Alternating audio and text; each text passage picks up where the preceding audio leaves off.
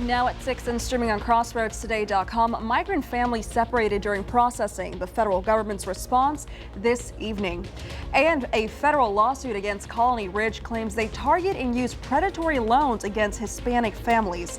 Plus, dozens of Palestinians dead after multiple airstrikes in the northern Gaza city of Jabalah.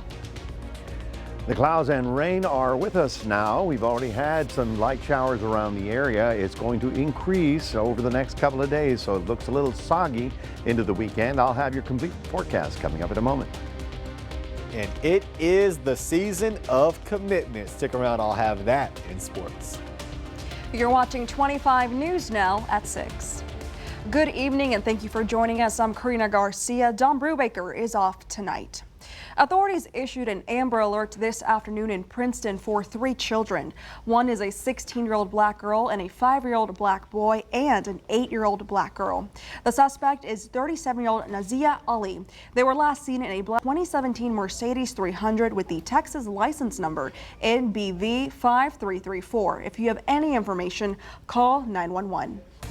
Videos published Wednesday show heavy airstrikes in Jabalah, the area of northern Gaza, and the Hamas-controlled health ministry says at least 46 people have been killed in the area. At least 110 arrived at Jabalah Health Center since Wednesday morning, and it estimated that dozens are still under the rubble. We were passing through the street next to the camp when the bomb fell. The rubble fell on our heads. Myself and those who were with me were thrown across the street and injured. As you can see, my head and legs. We left everything behind. All our stuff was burnt and we were left homeless. The health center has since been evacuated due to repeated bombings. And Palestinian protesters gathered near the site of President Joe Biden's visit to Milwaukee today and demanded that the United States support a ceasefire in Gaza to end the Israel-Hamas conflict. The Milwaukee Journal reports the group said the goal of an effort called Abandon Biden is to guarantee the president's loss with campaigns launched by Muslim community leaders in Michigan, Minnesota, Arizona, North Carolina, Nevada, Florida, Georgia, and Pennsylvania if he does not call for a ceasefire. I don't think that anyone will change his mind. He has heard enough. He doesn't want to do the right thing. That's our message to him. We will campaign against him in 2024. We'll abandon Biden. That's what we'll be doing. We have more than 60,000 Muslims in Wisconsin. More than 22,000 voters were registered in 2020. Protesters also called the situation in Gaza a humanitarian catastrophe. And now let's pause on the news and take a look at the forecast with Chief Meteorologist Mac Perez. Thank you, Karina. Good afternoon, everyone. The rain has begun. We had some light rain around the area today. You can see it right about there. We had heavier activity down in Calhoun County. This is going to be the beginning of it because as we widen up, you can see how we've got 2 bands, this one and this one, that are headed in our direction. So it looks a little soggy for the next couple of days into the Christmas holiday, and it's going to be very mild. Temperatures mid-70s. We'll have your complete forecast coming up in just a moment. Back to you. Mac, thank you. The Department of Homeland Security head is in Washington, D.C. for border security talks. Secretary Alejandro Mayorkas arrived on Capitol Hill this morning. Border security is a major sticking point for many Republicans who are holding up aid for Ukraine in an effort to get a deal to increase border security. Senate leaders say progress is being made on the deal, but in Eagle Pass, large crowds of migrants could be seen waiting to be processed. On Monday, a record number of 12,000 migrant apprehensions took place at the border. Now, border officials in El Paso encountered about 1,000 migrants per day in December, and they are concerned the people are not using official entry points. The problem is the fencing on the southern border, which has many gates. Those are not considered legal entry points, but many migrants appear to believe they are. The Border Patrol takes people who enter through these gates into custody, and many still believe they haven't violated the law. Officials don't know if misinformation on how to legally enter the U.S. is being spread intentionally. The only way to enter the U.S. legally is through official ports of entry, known as international bridges. A recent complaint filed by 4 nonprofit groups to the Department of Homeland Security alleges the migrants are consistently being separated from their families after leaving federal custody, and some families have reportedly remained separated for months. Tonight, advocates for migrants are calling on Washington to stop the separation of families at our border. A newly filed federal complaint alleges that since September, there have been more than 1,000 instances of migrant family separations in San Diego County. We've had a number of really heart-wrenching cases. Advocates like Megan Zavala say part of the problem is that migrants are being released from custody at different times. Once they actually arrive to the streets of San Diego, at that point, their first question is, where is so-and-so that I was traveling with, and when will I get to see them? Zavala works for the El Otro Lado nonprofit. It's been tracking migrant family separations and filed the federal complaint along with the ACLU, Jewish Family Service of San Diego, and the UCLA Center for Immigration Law. Advocates say more than a third of the migrant separations they're seeing are with married couples. One example is with a couple from Bolivia. The man was released here at the San Isidro Trolley Center and came here every day for weeks looking for his wife, but couldn't find her. It turns out she was in Texas in ICE custody and had been transferred without him even knowing. A spokesperson for the Department of Homeland Security told me that keeping families together is a priority, but due to legal restrictions or operational considerations, there are instances where family units will not be processed or detained together. In cases where families are separated after processing and we become aware of the issue, we take steps to bring family members back together.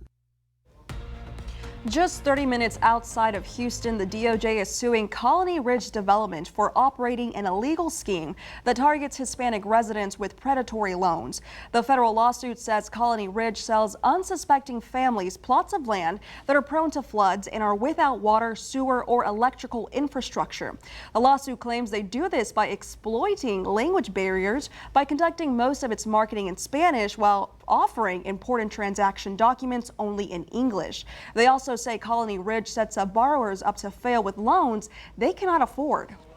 And unlike responsible lenders who conduct a careful determination about whether an applicant can repay a loan, Colony Ridge does not verify income or any ability to pay, knowing that it stands to benefit if the borrower defaults on the loan. The lawsuit also says roughly 1 in 4 Colony Ridge loans end in foreclosure, and the company then repurchases the properties to sell to new applicants. The goal of the lawsuit is to provide compensation. Here are some of the top headlines you can read in the Port Lavaca Wave. The Port Lavaca City Council updated its regulations of the Nagarago Landing Marina in their December 11th meeting. And high school students from Calhoun, Palacios, and Edna competed in a welding competition to see which school had the best welders. Plus, the Port Lavaca Girl Scout troop donated to the city's food pantry to give back to their community. You can read these stories and more at theportlavacawave.com. Remember to subscribe to our YouTube channel, Crossroads Today. Hit the like button and click that notification bell. For now, stay with us. In Colorado, the Supreme Court removes Donald Trump from the presidential ballot. That's coming up on 25 News Now at 6. Also ahead, President Joe Biden confirms a prisoner swap with Venezuela, the number of those released this evening.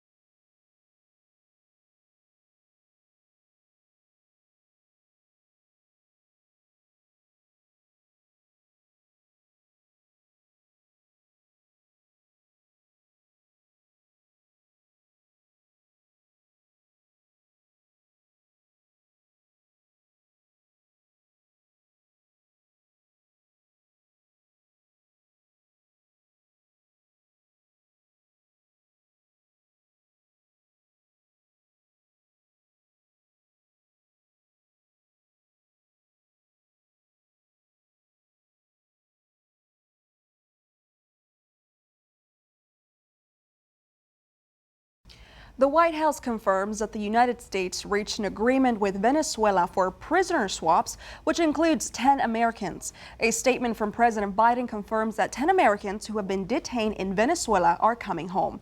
That includes 6 wrongfully detained Americans, 20 political prisoners, and notably a fugitive from the United States known as Fat Leonard. In addition to that, Venezuela thus far is keeping their commitment toward the democratic election. Not over yet. They've made detailed commitments. We'll see if they hold them, but we're going to hold them accountable. In return, the U.S. is releasing Colombian businessman Alex Saab, accused of bribery and money laundering of $350 million. The Colorado Supreme Court sent waves across the country last night when it ruled that former President Donald Trump is constitutionally ineligible for office under the 14th Amendment's insurrectionist ban. From legal experts to other GOP candidates to voters, everyone is weighing in on this controversial decision. The Colorado Supreme Court ruled 4-3 that former President Donald Trump can't be on the ballot in the state because of his actions on January 6, 2021, citing the 14th Amendment's ban on insurrectionists holding public office. I believe that Donald Trump incited the insurrection and that it's up to a court to determine whether that incitement disqualifies him from further holding office under the Constitution. This isn't such a clear-cut case in that we don't have a lot of case law. It's unprecedented. The Trump campaign said it would swiftly file an appeal, writing, "We have full confidence that the U.S. Supreme Court will quickly rule in our favor and finally put an end to these un-American lawsuits." The Colorado ruling is drawing strong reaction from voters. I think working to prevent something like that from happening again is beneficial for all Americans. I do not see our judicial system having a right to interject themselves into the middle of the process. This decision is likely to become a rallying cry for Republicans in 2024.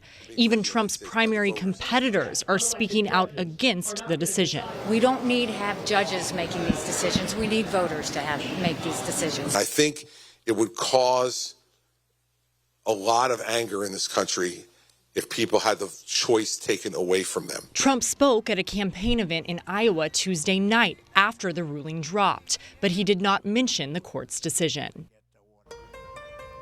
The H-E-B Feast of Sharing plans to feed families this holiday season, and it's underway. Just go to the Victoria Community Center. That event is happening right now, and it wraps up at 8 p.m. tonight. So here is your viewer poll this evening. You can scan that QR code on your screen to vote now. The question is, did you go to the H-E-B Feast of Sharing event today, yes or no? According to our results, it looks like 8% said yes and 92% stand at no. We want to hear from you. Come to crossroadstoday.com/vote to take part. And of course, we're going to have an update on 25 News Now at 10. Here's a look at some of the top headlines you can find in the Cuero Record. Cuero Health donates to Cuero ISD students, and Cowboy Claus delivers gifts to over 28 children in Yorktown. Read these stories and more at DeWittCountyToday.com.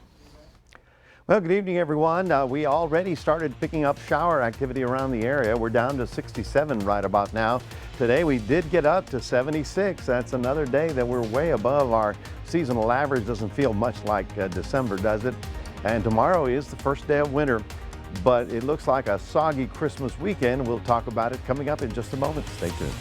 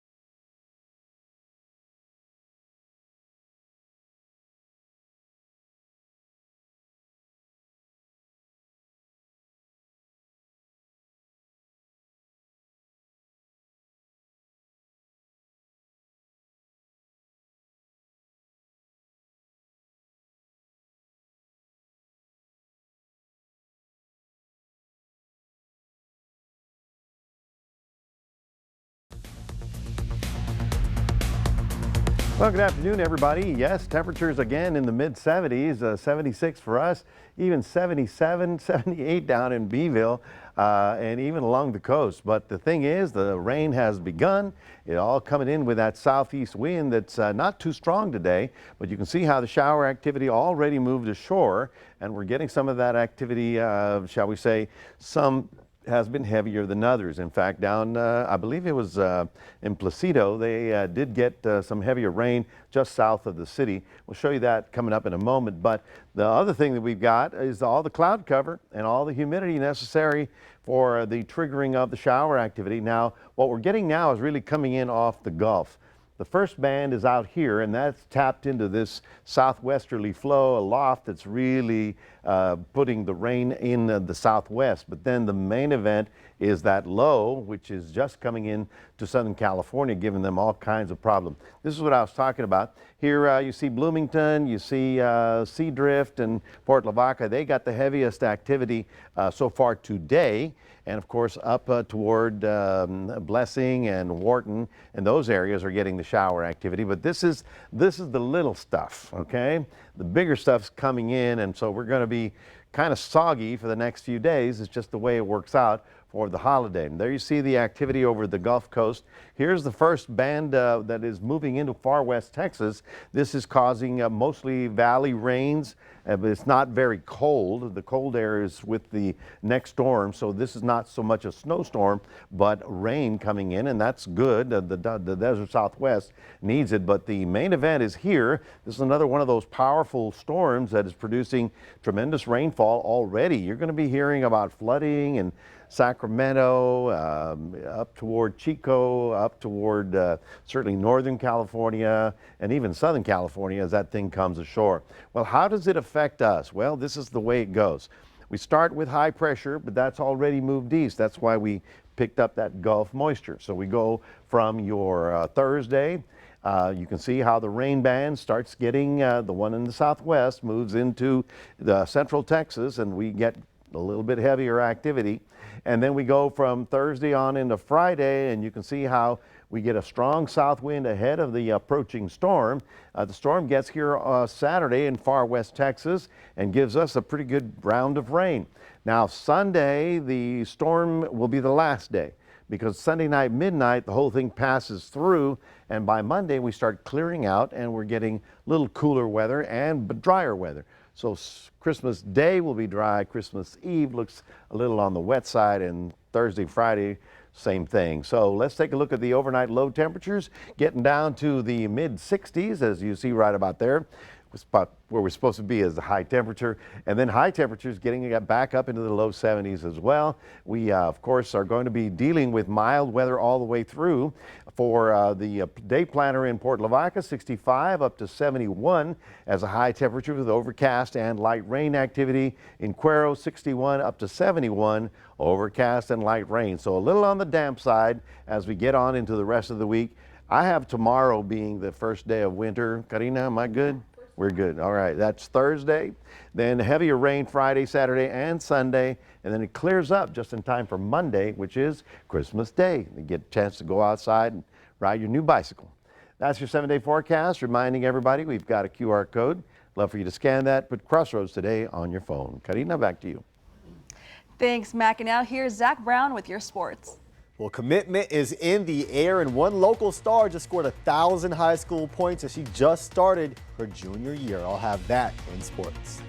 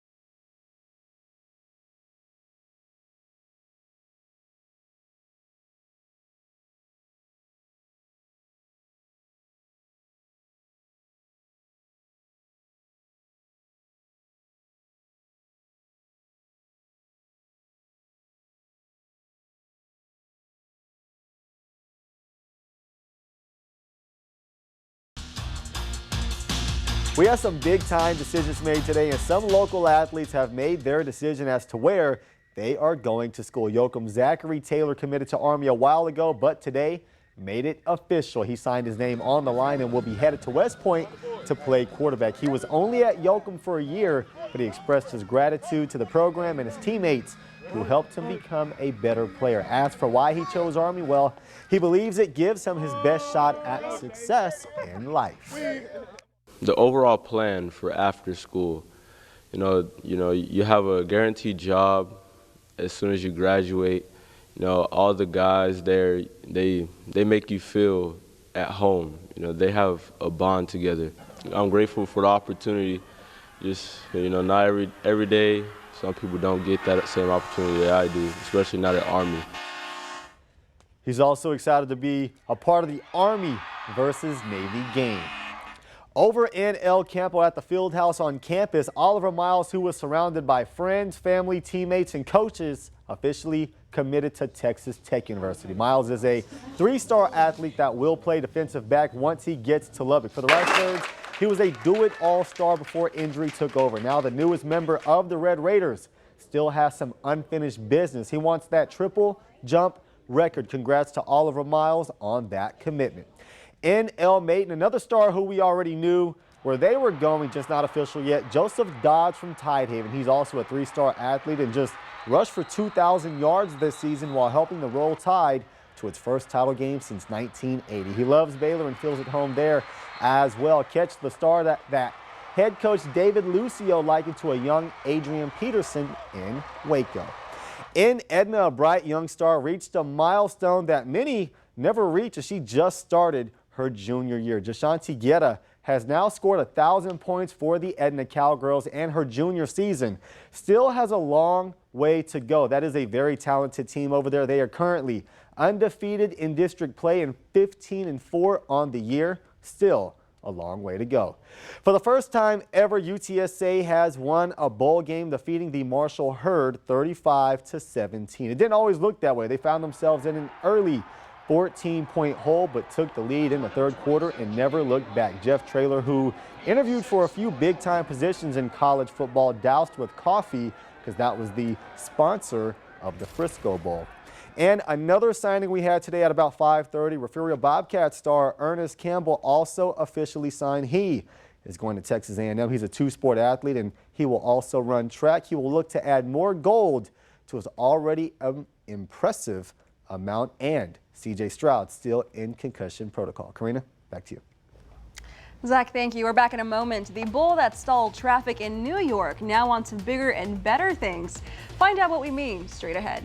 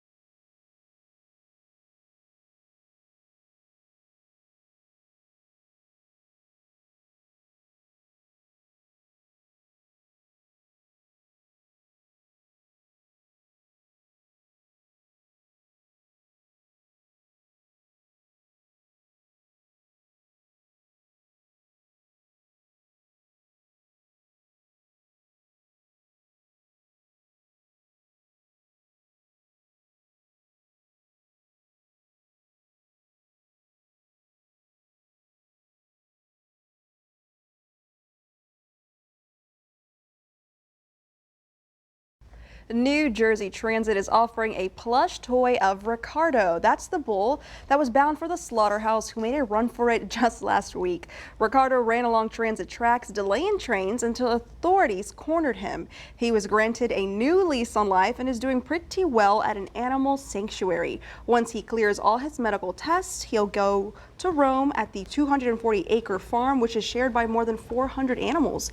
Part of the proceeds made from the toy will go towards supporting his new life at that animal sanctuary. Do you remember that story? Absolutely. He was running around. Who kept him thinking in New Jersey on the turnpike? Which make no sense. A bull, and of course, in the officers, they're at a loss. They don't have a horse. They don't have a rope. They It's don't like know here, how like to, Texas, They don't know yeah. how to catch it. Right. So Ricardo got away. Good stuff. Good for him. New lease on life. You bet. Well, folks, the dampness is here. It looks like we're going to be looking at rain for the next couple of days, all the way through Sunday.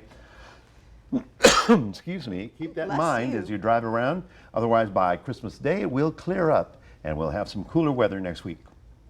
Alrighty, thank you, Mac. And thank you for joining us. We hope to see you back here tonight for 25 News Now at 10.